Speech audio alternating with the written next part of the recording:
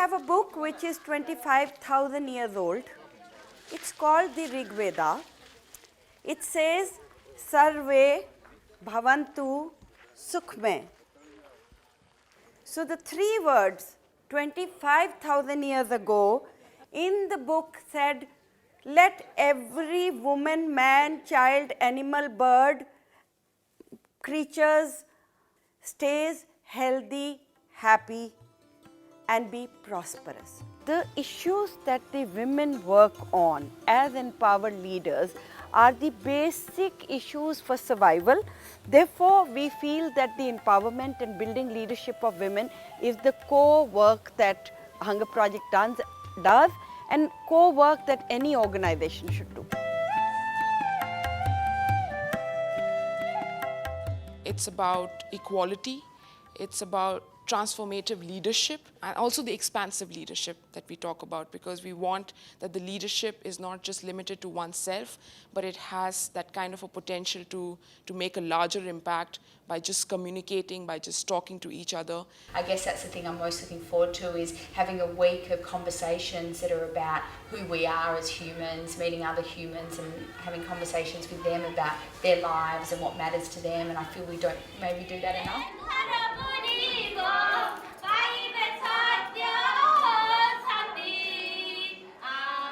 The song just meant that we are friends of the Federation and we are comrades on the path of development. We have gathered together to give happiness to all women, and we have come together and we have committed ourselves to addressing all issues that affect women, and we will not stop in our efforts until and unless we get a smile to every woman's face. They've just run a session not unlike one of our leadership teams. They've run games to learn from, had a lot of fun doing it and interacted as a team. They were just little simple games to reinforce to these elected women that as a single person they may struggle, come up against things and not be able to make change. As a collective group, they can work together and actually be much more successful. Alone, they couldn't do so many things on their own. When they got together, they could gather all the knowledge and skill and strength to carry forward their agenda. It was not one single one of those EWRs spoke about what they had really achieved on their own without the support or backing of a group of women behind them. And it made us sort of think, well, who are our kind of gaggle of geese, so to speak? Who's flying in the wings of us when we soar to new heights in CFS? Who's got our back? The ladies were right next to each other, and I think that it gave a real sense of, comrades in arms, together, we're in this together. And when they did the island thing, I thought, if it was us doing the blind island, we'd probably, be poking around a bit, but they were fine because they're all sort of attached. Basically the three islands. One of the islands is safe. Nobody knows which island is safe. But I think the purpose is that they actually were as one. Even if one was blind, the other was dumb, the third group couldn't walk. We had capacities of varying degrees, but when we came together, we used each other's capabilities to get across. The theme of the collective, and what that meant to them, and how, as a team, they can achieve survival. And I kept bringing it back to work, thinking, do we do enough of that? Do we fight together as a team, or do we just give one person the role and sort of step in every now and then when we think we might need to? They said that there are lots of problems related to women, and as panchayat leaders, they felt that is also their responsibility to solve all those issues. They must play a role. As leaders in the bank, we operate in a very different environment, but many of the things we've seen here today are so pertinent to our environment. The importance of understanding how people are feeling, really wanting to help them, develop them, that real rawness of helping your fellow citizens, I think, has been an incredibly powerful leadership lesson. She is saying, I want all the girls in my panchayats to complete the study, and that's a whole vision. That's a whole vision.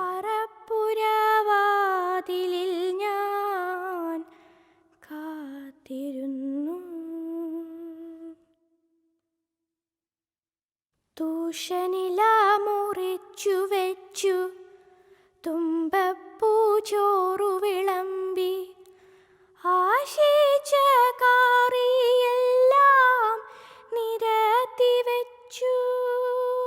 Her name was Ranjita.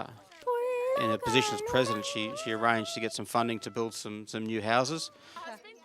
We saw her house and she was definitely in need of a new house, but she made sure she looked after everybody else prior to getting her house. They need the support because they don't have a house. এই পঞ্চায়েতরে যেতলে standing কলি তো মু কাহাটু লাগছে. She's saying that we thought in terms of priority, let's give it to others first and then we'll access it, because she's like, at that point in time the requirement was not so much from my end, more in terms from the other, but she was eligible even then. It's really shown to me the power of expansive leadership, of leading for the benefit of others and not yourself. And I think all of us have left India with some really powerful lessons about true leadership in action. The beauty of expansion is that you start to build hope immediately into the next person, into the next person. This is exactly what the elected women in the villages do to each other. This is a house that she got sanctioned under the Indira Awas Yojana. So this got built under her tenure. Probably walk out of here with a tremendous sense of hope, certainly for what's being done here. And I think for us as a business, if you think about resilience, courage, commitment and determination, we've seen that in spades. So these are the other women in the community who are also members of it. Okay, so she kind of took their support. I think to drive fellowship as leaders, transparency and accountability and ownership, that personal ownership to really drive the importance around what you're doing and bringing people on that journey have been an absolute standout. If you are going to police station, police never used to give attention. Yes. But when they Go as a group, women as a group, then they listen they to them. listen, Yeah. they give attention. I think it's Sabitri Beige, if we wanted to see an example of leading with courage and being expansive and visionary, then this lady had it in spades. A declaration was made by a local politician that he delivered sanitation services to all the villages within the district when he in fact hadn't. So she got courageous and she said, no, that's not right. So she didn't let it rest. She went and challenged the local politician about that, and now she's in the process of installing 70 toilets in her panchayat, which makes a huge difference. One is a bathroom, and one is a toilet. We're talking about some foundational things, water, sanitation, basic hygiene there is and specific food time in nutrition which for the the kids water at school. supply comes. 60 households. So 60 households benefit from this one water pump. Amazing inspirational leader who has just shown us how to overcome obstacles, and just for me, meeting all the kids and seeing them, and they're getting educated and they're just so happy and pleased to be in school, and it's just a wonderful thing to see. Despite the poverty and the lack of everything that they have and what we have, everyone still wants the same for their children. Some independence and education and confidence. At an initial stage, it can be a bit overwhelming because of the starkness and the difference of realities and the environment that one comes from. But at the same time, there are some commonalities across board, which is in terms of how you collectively address the issues and challenges, if they are small or if they are big, to strategize on the same, and that whole notion of teamwork. It really is at grass level. If you believe in the one cause, the momentum behind that will actually achieve a lot. One of the main things that meeting these women is just their positivity, their happiness. It just shines through.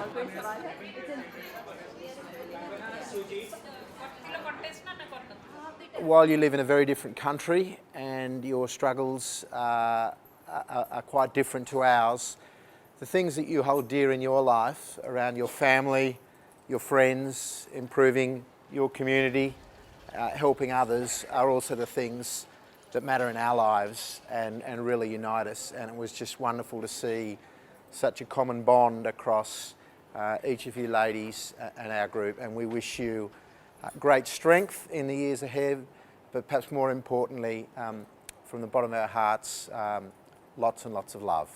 Thank you.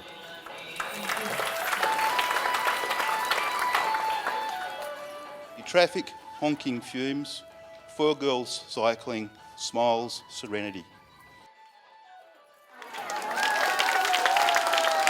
That sort of really captured how I sort of see India as this absolute chaos, but the people amongst it are sort of leading their lives and moving forward, and I think there's a lot to be taken from that for us. Namaste.